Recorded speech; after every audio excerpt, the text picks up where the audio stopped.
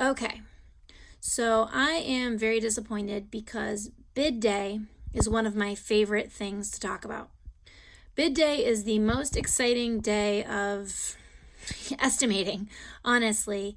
And it's really hard to express the stress and excitement that builds on bid day. But bid day really is the day that all of your hard work on developing an estimate comes together. Okay, so what I've shown you here is a typical, is a recreation, okay, of what I used to work for a general contractor called Foz Construction out of Binghamton, New York, and they would bid public work. And so they are my model for how I talk about bid day because I've sat through a few of these bid day situations with them and they are incredible. They're pretty awesome. So I'm going to try to recreate that for you with my friends here. Because I don't have any other way to really show you this and try to express my excitement. So I figured Legos was the best way to do it. All right, so who do we have here in front of us? What we have is we've got the big man boss, as you can tell by the hair, right? So the big man boss is normally involved on bid day. Now, the big boss typically will not be involved during the entire estimate process.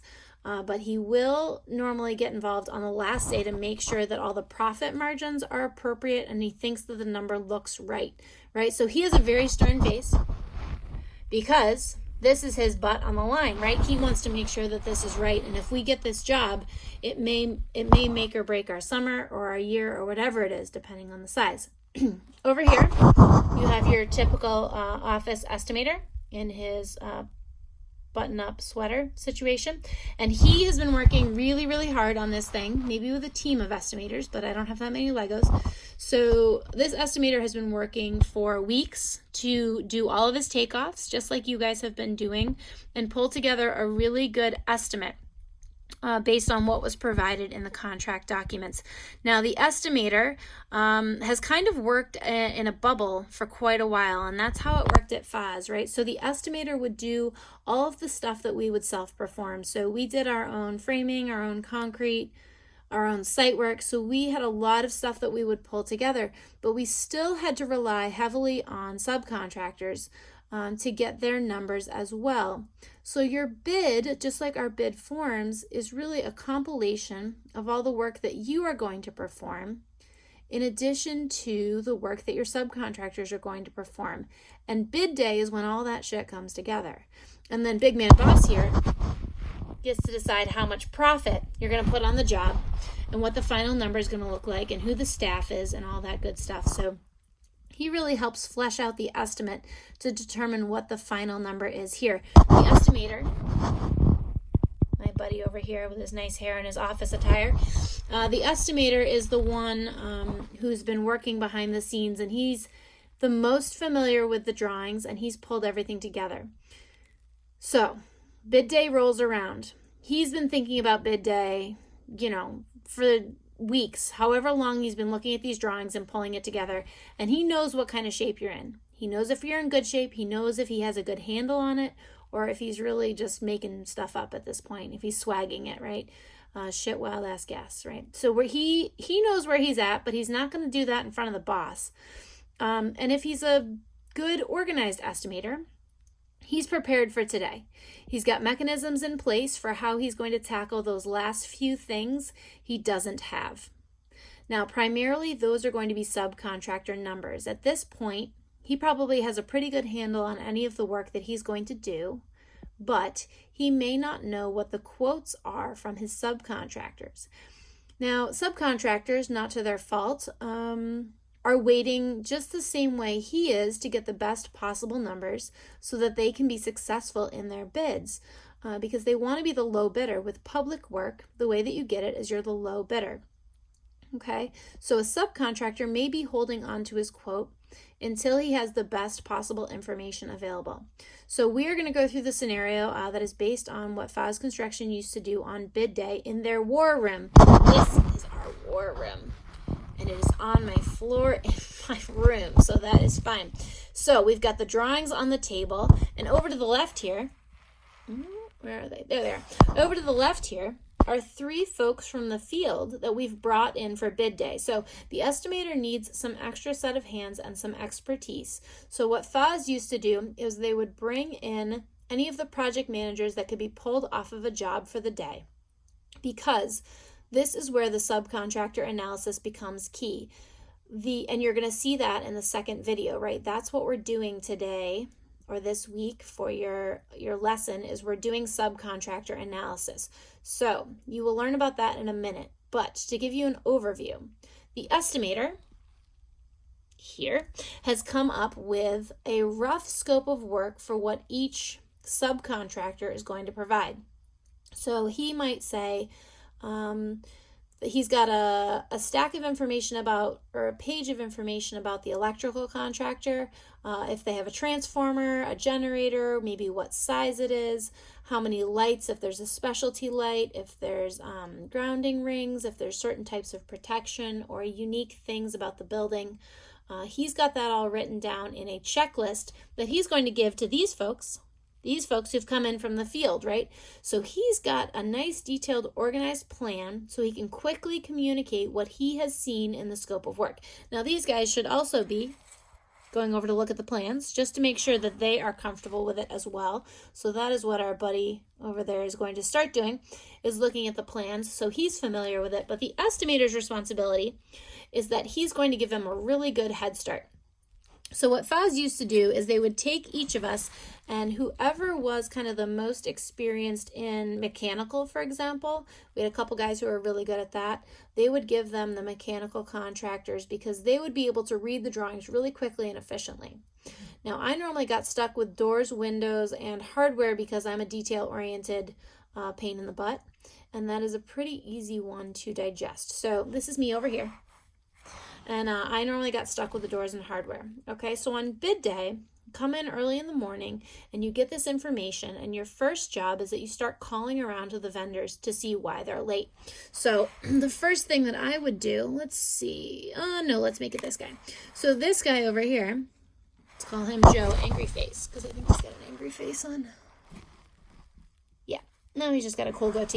Okay, so he is going to call his first contractor. Now, this time around, FOZ was not able to bid the excavating, so they went to their local contractor, Van Dusen Excavating, who's over here, Joe Cool.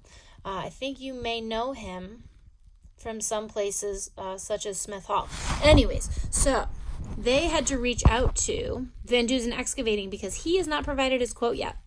And they have 2 other guys that they're looking at to provide quotes. You always want to try to get 3. So that's the first thing that he's going to do, is he is going to go over, look at the plans, make sure he knows the scope of work pretty well, and he's going to call Van Dusen Excavating and say, where the heck is your number? So he calls Van Dusen Excavating. And this guy, I think, Mr. Van Dusen, I think his name might be Ben, is over here, and he's working in his office today, but normally he's out in a piece of equipment. You can see that he has his total station over here. Clearly that's what that is. He has his total station in his office today, so he's taking the day off. He's recharging his total station, and he's over at his computer and he's crunching numbers. And so when we call to ask him what's going on, he's like, I'm just waiting on a pipe number.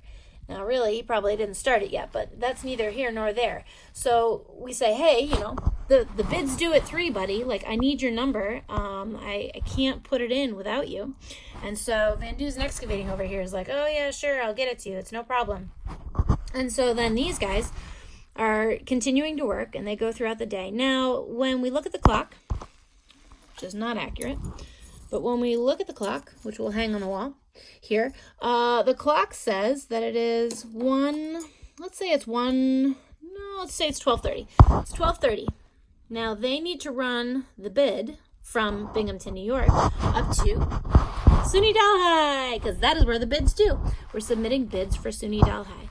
So it takes about an hour and a half to get to Delhi from Binghamton. So at about 12 o'clock, what's going to happen is the estimator has prepared, you can't see that, the estimator has prepared all the documents the way that they were required per the specification, and they are in this envelope. and it's labeled bid. Now, there's a very detailed protocol for what goes on this envelope, but for purposes of this thing, it says bid, and the estimator has prepared all that, but he needs to be here. He needs to be here making sure that all the final details come in, so he cannot drive it to SUNY Delhi, which, by the way, is how you submit bids if it's not in heavy civil. You need to submit them in person, which is ridiculous. But that is still where we are in the state of New York, is that we actually physically turn in bids. So what is going to happen is that our estimator here is going to hold on to that bid packet. Noon is going to roll around, and they're going to go, okay, we want to make sure we're not late. We know that driving to Delhi, there could be snow or cows or tractors in the way. So we're going to head out and we're going to get up there. And what we want to do is we want to send Sarah. All right. So Sarah is going to take the bid. Come here. Oh, man. Traffic. Okay. So Sarah is going to take the bid. She's probably not going to fall down on the job, unfortunately. She's going to get in her vehicle, which you can't see. There's my vehicle. She's going to get in her vehicle. Right? And normally this is what happens. She gets in her vehicle. She grabs the bid document. And she heads out down the road. And, there's Van Dusen Excavating. All right, so then she camps out outside SUNY Delhi and she watches that clock.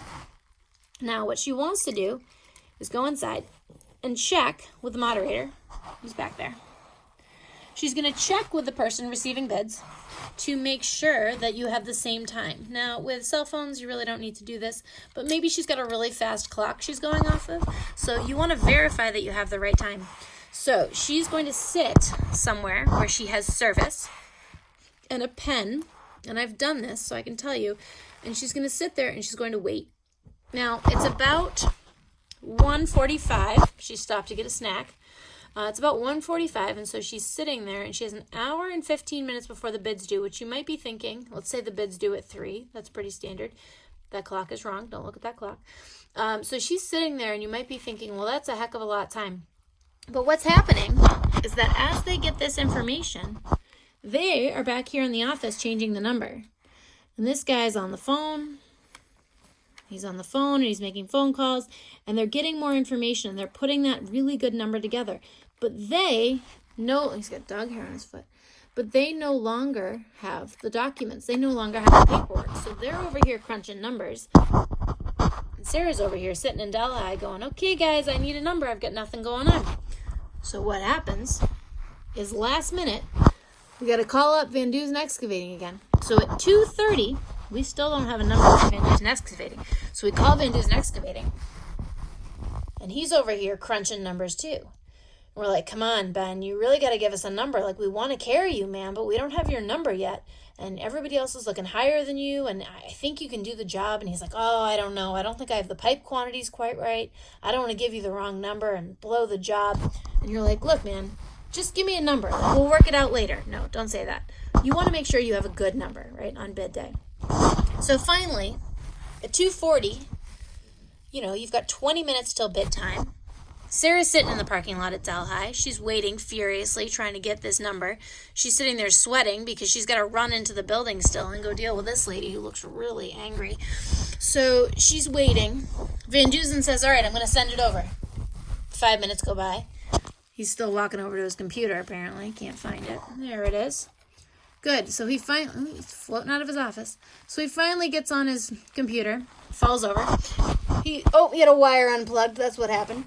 So he finally gets on his computer, and he gets the number over to Faz. Faz looks at the number like, oh my God, guy. Like, he doesn't even have any of the storm structures or any of the sanitary structures. Like, what is he doing? He must be missing, like, $5,000 in concrete structures. And we know that because we did our subcontractor analysis, and I call him back. And they're like, Ben, dude, we think that you forgot the subcontractor analysis number. He's like, oh, that's right. Oh, crap. Yeah, put an additional, $4,500 on it. That'll be fine. So they're like, okay. So they put another $4,500 on it. They get their number. Boss man comes to the front of the room, and he goes, all right, this job, we're going to put 5% profit. That's how we're going to get it. That's going to be what what our margin is. We're definitely going to make this one, and this is going to be the big job of the summer. We're going to be up at SUNY Delhi, and we're going to kick some butt. And everyone's like, all right. He's like, call Sarah. Meanwhile, Sarah's been calling them for like 20 minutes.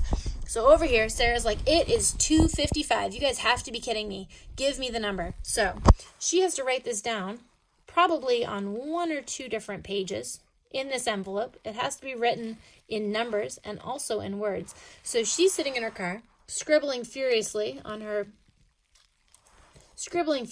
this piece of paper because she's got to run inside and deliver it. She's like, okay. So she's got the cell phone. As you know, there's very little service in Delhi. So she's got the cell phone on one side, and she's scribbling furiously on the bid. So the final bid number comes in. All right. It is 2:58. And she runs through. Oh, she falls down. She runs through the gates and gives the number. There we go. Gives the number to, apparently photo finish, fell on her face. Gives the number to the woman receiving the bids at 2:59, a minute before the bids were due. Okay, so then she lies down because apparently it was very stressful. So now all the bids have been received. Okay, what happens is normally they have a room or an auditorium set up. They might do it in Oaken, they might do it in one of the other places, and they all go in and they wait. So Sarah is there with all the other bidders. These are all the bidders who submitted on time. This guy is pretty nervous about his bid. Did not look good.